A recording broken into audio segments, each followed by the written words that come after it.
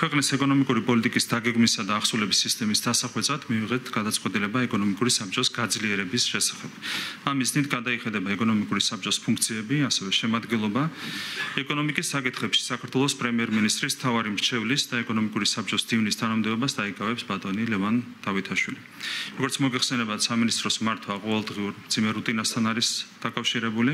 ამ რუტინისგან გათავისუფლება ბატონ ლევანს მისცემს საშუალებას კიდევ უფრო დიდი წარმატებით უზრუნველყოს ქვეყნის ეკონომიკური ზრდის შემდგომი დაჩქარება, ინვესტიციების მოზიდვა ქვეყანაში და სხვა შესაბამისი ქმედითი ნაბიჯების გადადგმა და წარმატებები მიტავსურო ბატონ ლევან დავითაშვილს ამ ძალიან საფასურისმგებლო პოზიციაზე.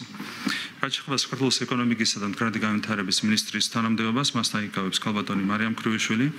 მას იცნობთ ყველა, შესაბამისად განსაკუთრებული წარდგენა არ სჭირდება. მინდა განსაკუთრებული მადლობა გადაგიხადოთ ბატონო პრემიერ-მინისტრო, ბატონო ირაკლი, იმისთვის, რომ ჩვენ მოგვეცა საშუალება წელიწადზე მეტი ხნის განმავლობაში ერთად გვემუშავა და ქვეყნისთვის საკმაოდ რთულ დროს, ბევრი გამოწვევის პირობებში ჩვენ უზრუნველგვეყო ეკონომიკური ზრდა და ქვეყნის სტაბილური განვითარება. ამისთვის ძალიან დიდი მადლობა. მე იმედი მაქვს, რომ ახალ ფორმატში ჩვენ შევძლებთ იმ მნიშვნელოვანი სტრატეგიული პროექტების კიდევ უფრო დაჩქარებას, კოორდინირებას, რომელიც ქვეყნის შემდგომი განვითარებისთვის არის ძალიან მნიშვნელოვანი. სურს დიდი მადლობა გადაუხადო ბატონ პრემიერ-მინისტრს გამოცხადებული ნდობისთვის. ჩემთვის დიდი პატივია ვიყო ამ კაბინეტის წევრი და ეკონომიკის მინისტრის პოზიციიდან ვემსახურო ჩვენი ქვეყნის ეკონომიკურ კეთილდღეობას და მის ზრდას.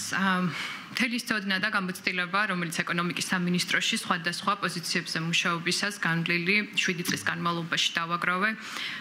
ფიქრობ, დამეხმარება იმაში გუნდთან ერთად, რომ წარმატები დავასრულოთ ყველა ის მიმდინარე პროექტი და წამოწყება, ასევე დავსახოთ ახალი გეგმები და განვაგრძოთ ჩვენი ქვეყნის ეკონომიკური ზრდა.